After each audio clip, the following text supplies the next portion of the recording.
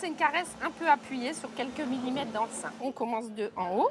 Apprendre à se Toute connaître cette sur le partie-là, bout des et doigts au début, on fait comme une caresse pour en repérer tout profondeur. changement suspect. Voir s'il y a vraiment quelque chose. C'est l'heure de la pause déjeuner dans ce centre de formation du CHU de Lille. Peut-être là, mais je suis pas sûre.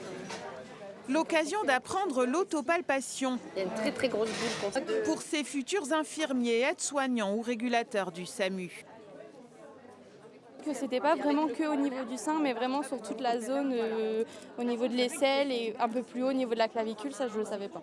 Je pensais vraiment que c'était vraiment juste au niveau des seins. Aller du haut vers le bas et bien palper dans le sens d'une aiguille d'une montre et pas oublier en dessous du sein, se mettre face à la lumière, lever les bras pour détecter au niveau de la peau en fait, détecter si c'est un peu plus lisse ou si c'est différent. L'aspect de la peau, en fait, c'est ce qu'on appelle un aspect en peau d'orange. Cet aspect-là un peu granuleux.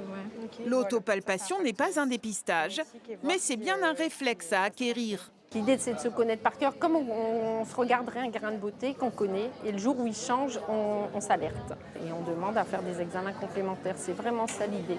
L'autopalpation ne dispense pas d'une consultation annuelle toute sa vie de femme, ni de sa mammographie tous les 2 ans à partir de 50 ans.